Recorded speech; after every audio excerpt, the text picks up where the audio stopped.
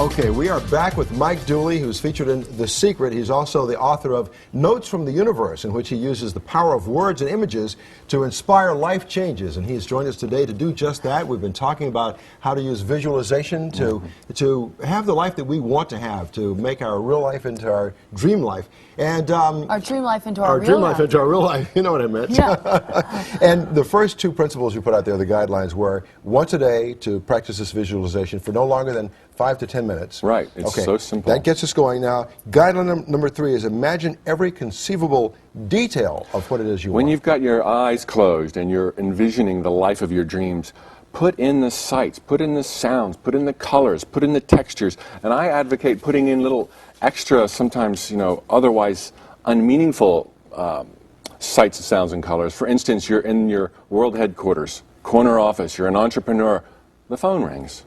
Somebody walks by and says, let's go have lunch. Have a conversation with them.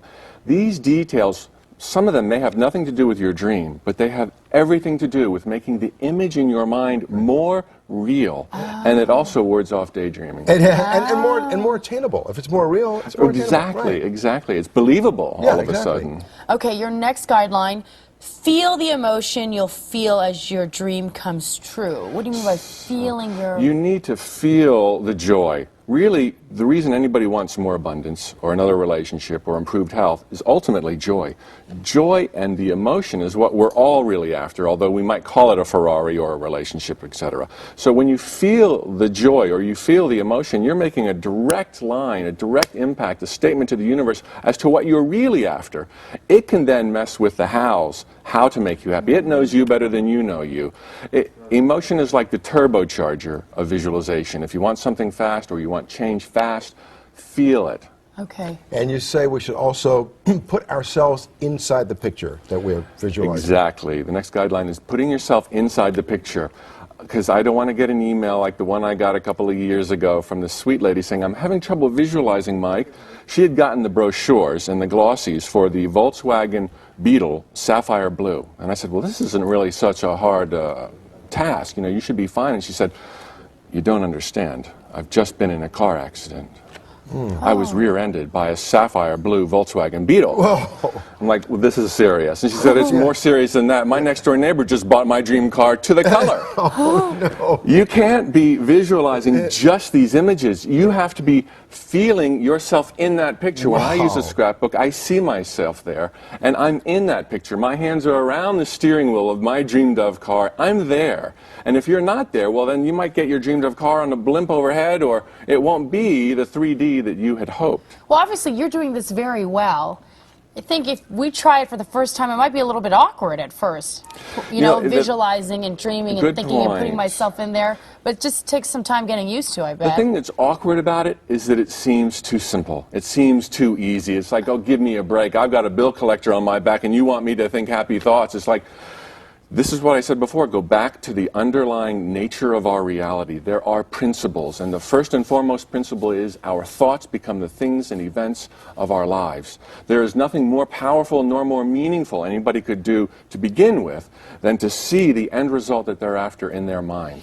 And that brings us to guideline number 6. Dwell only on the end result, you say. Absolutely. This is how we avoid messing with the cursed house. When you've got a dream, define it in terms of the end result or beyond. Never mess with what I call the cursed hows. The cursed how. The hows, how to, are the domain of the universe. The magic, the serendipities that happen in our life, unless you believe in that random chance accidents, then you realize that these are by design. And the design was sparked by the picture of the end result we had in our mind. When we mess with the cursed hows, we carry the weight of the world on our shoulders. How am I going to do this? Little woe is me, the little mortal that I am. Right. And really, you're right. The mortal can't do some of the big dreams we want to do. It's the spirit, the larger part of us that can do it if we give it a free rein by simply defining the end result. So are you saying, sort of, that by dwelling on that result, that end product, that'll trigger the forces that are necessary to take care of the hows. That is exactly what I'm saying. It triggers the forces. The only thing that is then incumbent upon us to do after we see this picture in our mind, so that the forces can reach us. We can't just wait on the couch for Oprah to call. We need to then go out into the world and move at least in the general direction of our dreams. You don't have to solve all your problems or do anything in particular, but if you have a dream, define it in your mind's eye and then move. Get off the couch. Otherwise, how could there be a coincidence or a serendipity? Mike, in your experience in providing this advice for people, have you found some people find it easier to visualize and achieve the results than others? For example, younger people easier than older people, or women easier than men? I've never, not in those terms, I've never seen it along the lines of age or sex.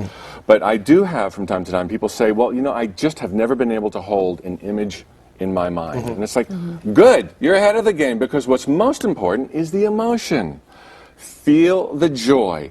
That's the ultimate end result. If all you can do is feel the joy, which is not an image, which is much easier, then that leaves the universe infinite ways to make that joy manifest in your life. And it knows that you don't want to be joyful and lonely, joyful and broke. It takes care of everything if you feel the joy.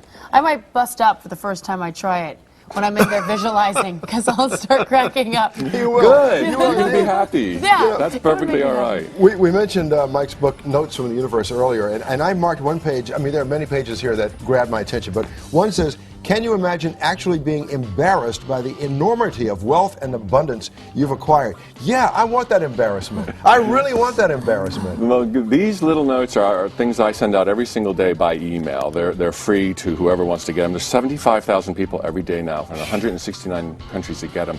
The premise behind them is, look, you have to understand the nature of reality. Let me give you a little reminder every...